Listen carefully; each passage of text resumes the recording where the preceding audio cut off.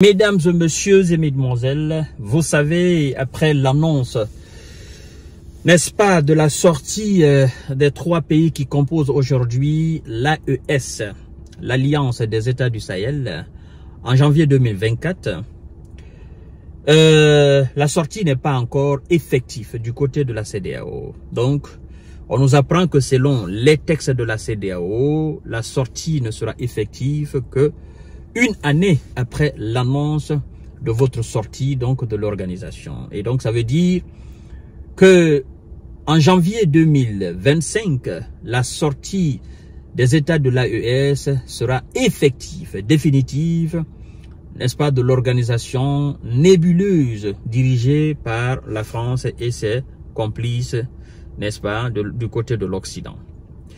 Et alors, ce vendredi, on nous apprend que il y a eu un conseil ministériel entre les ministres des États membres de la CEDEAO à Niamey. Et donc, la CEDEAO a été prévenue par un communiqué conjoint. La décision de sortie de l'AES et de la CEDEAO est irréversible. Ça veut dire quoi, irréversible? Inchangeable. Ça veut dire quoi, inchangeable? Implacable. Ça veut dire quoi, implacable? On ne revient pas là-dessus. Irréversible, on ne revient pas sur la décision. On ne va pas changer. C'est pris, c'est terminé. La décision, elle est prise, c'est terminé, quoi que vous fassiez. Donc, pour les États membres de l'AES, c'est terminé. Je dois vous rappeler que les États membres de l'AES viennent de faire quelque chose de très important. Pour faciliter les choses entre les États membres, ils viennent d'annuler carrément les frais d'itinérance en termes dans le domaine de la communication. Donc, vous êtes au Mali, vous appelez au Niger, vous ne payez pas de frais. Vous êtes au Niger, vous appelez au Burkina, vous ne payez pas de frais. C'est comme si vous étiez dans un État. Ça, c'est premièrement. Deuxièmement, les États membres de la CEDEAO et les États membres de l'AES annoncent le confectionnement des pièces d'identité. Les documents officiels seront dorénavant un et uniques, indivisibles. Donc, vous avez une pièce d'identité de l'AES. Là-dessus, c'est l'AES. C'est pas le Mali, c'est pas le Burkina, c'est pas le Niger, c'est l'AES. Et donc, vous êtes un citoyen de l'AES. Vous êtes nigérian, vous vous déplacez librement sur toute l'étendue du territoire burkinabé, sur toute l'étendue du territoire malien, avec vos biens. Et vous êtes sans sécurité, aucun douanier, aucun militaire, aucun policier ne va vous arrêter. S'il vous arrête, c'est pour faire des contrôles, parce que nous sommes confrontés à des barbares aussi, n'est-ce pas, les terreaux dans le désert. Donc, les contrôles peuvent venir dans ce cadre-là. Mais sinon, on ne vous contrôle pas parce que vous êtes malien, parce que vous êtes burkinabé. Non, non, il n'y aura pas cela. Et donc, la Confédération est aussi dans une configuration à moyen terme de se doter de sa propre monnaie. On ne peut pas dire qu'on n'est plus dans l'organisation ouest-africaine et continuer toujours d'être dans la communauté économique. La communauté économique, c'est ce qui réunit les pays membres de la CEDEAO qui mangent le franc CFA. Et donc, les États de l'AES vont effectivement frapper leur propre monnaie. Et donc, ils ne vont plus parler de la question de la CEDEAO. Et je dois vous informer que après cette mise en garde des ministres des États membres de l'AES, la CEDEAO doit tenir un sommet à Abuja. Abuja, capitale de la Fédération du Nigeria. Et donc, ce sommet sera acté sur la question de la sortie des États membres de l'AES. Et vous savez que Bassirou Diomaye Faye a été délégué pour essayer de jouer le médiateur entre les chefs de l'AES et la CEDEAO afin de pouvoir convaincre Abdourahmane Tiani, capitaine Ibrahima Traoré et le général Assimi Goïta pour qu'ils puissent revenir sur leur décision, pour qu'ils reviennent dans la CEDEAO. Et donc, à ce sujet, vous savez, nous avons eu assez de temps d'épiloguer ce sujet. Je vous ai dit que cette mission était vouée à l'échec.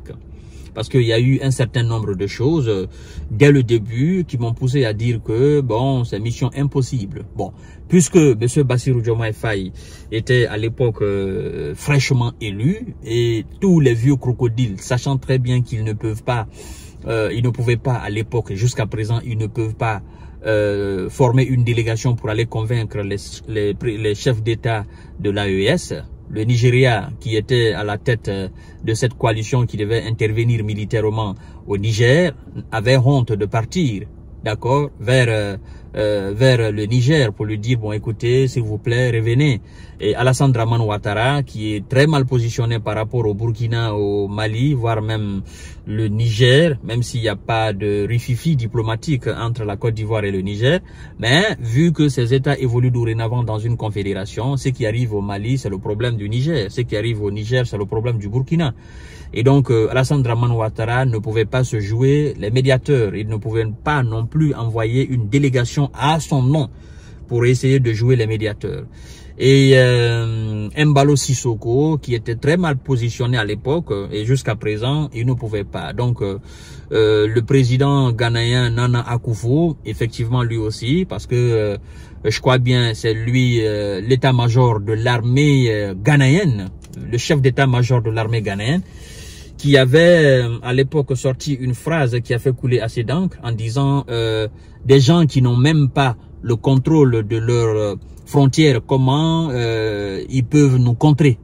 Et donc, il y a eu beaucoup de déclarations à l'époque, déclarations qui ont joué en défaveur de la CEDEAO, d'accord.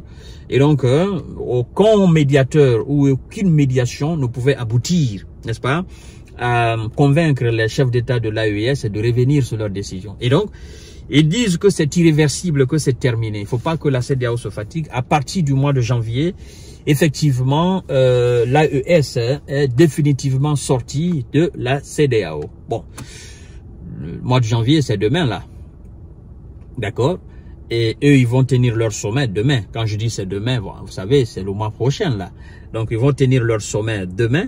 Et est-ce qu'on s'intéresse à ce qui va se passer? Non, parce que il n'y a pas de délégation de l'AES qui va se présenter à cette réunion. L'AES a déjà fait savoir sa décision de sortie officiellement, d'accord, à la CEDEAO. Et il n'y aura pas une délégation de l'AES pour assister sur le dernier sommet demain à Abuja. Et je crois même que la CEDEAO n'a pas invité, parce qu'elle sait de toutes les façons que même si elle l'invitait, ils vont pas venir. Eux, ils ne se réclament plus membres de la CEDEAO, donc ça sert absolument à rien de les inviter. Et donc, on va attendre le mois de janvier. Le mois de janvier 2025, là, c'est fini. L'AES est définitivement sortie de la CEDEAO. C'est terminé. La page sera définitivement et officiellement tournée. Vous voyez? C'est officiellement, mentalement, dans la tête des populations, des différentes populations des différents pays de l'AES, mais officiellement, juridiquement, ça sera terminé le mois de janvier 2025. Voilà, mesdames et messieurs. Donc, nous attendons le mois de janvier et voilà, nous quand même, on va essayer de voir ce que la CEDEAO va dire demain. Qu'elle change de position pour dire, bon, écoutez, nous allons accepter cette décision des États membres de l'AES ou qu'elle ne le fasse pas. À partir du mois de janvier, juridiquement, l'AES n'est plus dans la CEDEAO. Les pays membres de l'AES, le Mali, le Burkina, le Niger, ne seront plus dans la CEDEAO. C'est terminé. C'est terminé, c'est terminé. Donc, histoire de libre circulation, machin, c'est terminé. Maintenant, nous, population de l'AES, si on a envie de se déplacer et aller voir un Ivoirien ou aller voir un Sénégalais, ben, s'ils veulent qu'ils nous demandent des papiers, nous allons leur présenter un visa. S'ils veulent qu'ils nous disent, bon, vous achetez un visa dorénavant pour entrer dans la zone CFA, nous allons acheter. Voilà. Il y a des autres communautés qui achètent certainement des visas pour rentrer dans la CEDEAO. Bon, nous aussi, si on achète, ça fait quoi? Ça change rien. Eux aussi, pour entrer dans notre zone, ils vont forcément prendre des documents officiels, un visa pour entrer. Voilà, c'est terminé. Donc tout cela, la faute revient à la CEDEAO. C'est la CEDEAO qui s'est laissée manipuler par l'Occident contre ses propres frères. Et donc ça ne peut plus. En fait, la CEDEAO ne répondait plus aux attentes des différentes populations des différents pays de l'AES. Voilà la réalité des choses. Voilà, mesdames et messieurs. Donc je vous reviens tout à l'heure pour notre série d'informations de décortiquage. Comme vous constatez là, depuis ce matin, je suis pas à la maison et donc j'essaye de faire des émissions, des informations dans la voiture. Parce que je suis en chemin, je vais quelque part et puis je vais revenir ce soir, Inch'Allah, s'il plaît à Dieu. Merci beaucoup et partagez bien la vidéo.